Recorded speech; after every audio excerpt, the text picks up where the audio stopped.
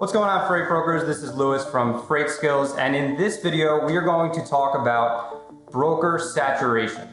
It's a really common question. I get it all the time, and it's a common belief that holds a lot of people back from starting freight brokerages. So I want to put it to rest and describe a little bit about where that comes from and what you can do about it to fight through those obstacles so that you can get by it and eventually just ignore the competition like you should be doing.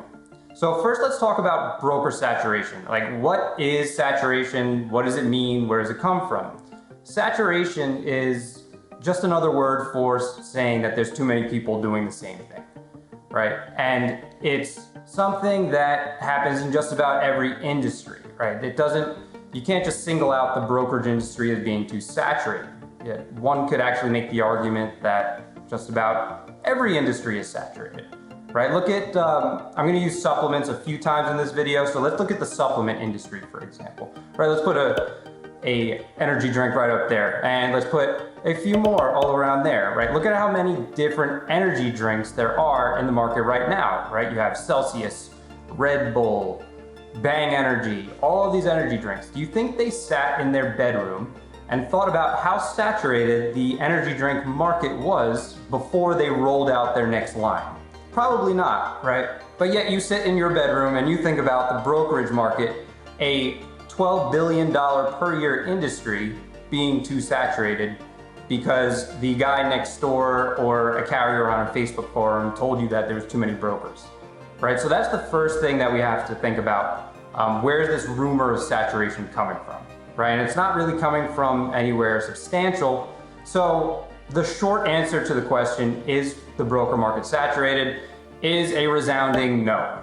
There are not too many freight brokers, but the reason for this video is not just to answer that question, which is really easy, but I want to give you 4 ways to get through that saturation so that you can stand out and rise to the top in your market. So the first thing that we need to keep in mind in order to break through broker market saturation is that we need to have something that other brokers don't, right? This could come in the form of a few different things, right? So let's look at the supplement market again.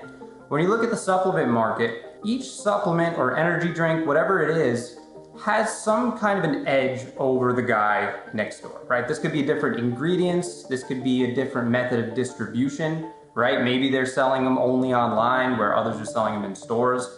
Some of them have different marketing strategies. So they'll be using, some supplements will use athletes. Some will use just average Joes that just go to the gym and work out and live a healthy lifestyle.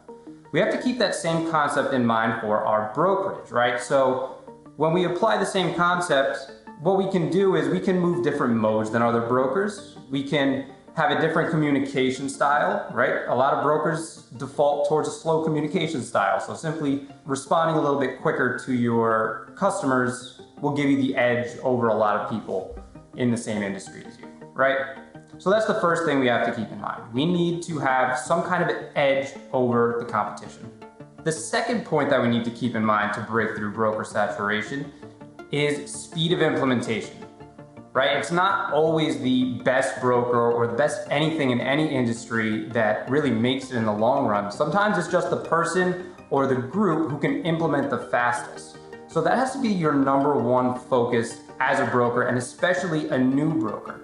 Right? My brokerage has been around for about 24 years, and the #1 aspect of our service that customers constantly compliment us on and constantly reference when they come back to us is always the speed that we are to action, right? So it's called speed to implementation, and this is something you want to pay attention to from the very first phone call you make, right? You want to be sending emails to your customers quickly, paying your carriers quickly. Everything that you do needs to revolve around this speed of implementation so that you get the reputation of being someone who can solve problems and solve them fast. Point number 3, which is probably the most important of all of this, actually has nothing to do with calling shippers or calling carriers or doing anything that revolves around shipping at all. It really comes down to the belief in yourself as an entrepreneur, as a business owner, right? Because if you don't believe in yourself, there's not really anything that can convince you that this can be done, right? I always tell my students, I tell everybody that comes to me asking me questions, that you're going to find what you look for in this and anything else in life. If you're gonna look for a saturated market, you're gonna find a saturated market. If you're gonna look for opportunities, you're gonna find those opportunities. So you have to keep in mind that you are going to get beat down in this industry. It's a very cutthroat industry. It's not for the weak or the faint-hearted. And that belief in yourself has to lay the foundation for your entire brokerage to build on. If you don't have that down, then you really don't have a chance to make it. And you know what? Maybe the market is too saturated for you. The fact that you're even watching this video means that you don't fit into that category at all, right? But what you have to do is you have to develop this tunnel vision so that you're only focusing on the good of the industry. There are plenty of shippers. There are plenty of carriers to move your loads, right? And this spirit of abundance is what is going to ultimately help you bring your brokerage to the next level and the next level and the level after that. And point number 4 in breaking through saturated market is going to be the processes and the systems that you put in place, right? Any business is built on those processes and systems. That means automating and essentially duplicating yourself so that eventually you can take yourself out of the business and work on it rather than in it, right? Because we didn't just start this brokerage to wear a pair of golden handcuffs and be chained to our desks all day, right? We want to eventually be able to grow this into something that we can pull resources from to live the life that we want to live, right? That's the reason that we're in this in the first place, because at the end of the day, what we really want from this business is something that takes us out of the business so that we could spend time doing things that we love with our loved ones, our families, and ourselves. So there, guys, is my long-winded answer to, is the broker market saturated? As always, I want to over-deliver for you guys a little bit. So I'm not just gonna answer the question, yes or no, it's not saturated. I wanted to give you actual actionable tips that you can use. You can wake up, turn around, and use these tomorrow in the process of building up your brokerage, right? And don't think that this is just limited to you if you're just starting out. If you have some momentum going, there is going to be a time that you hit this plateau and you don't really know where to go next. And it's best to just revert back to this and see which areas that I mentioned that you can improve on, and that's gonna help you take your brokerage to the next level.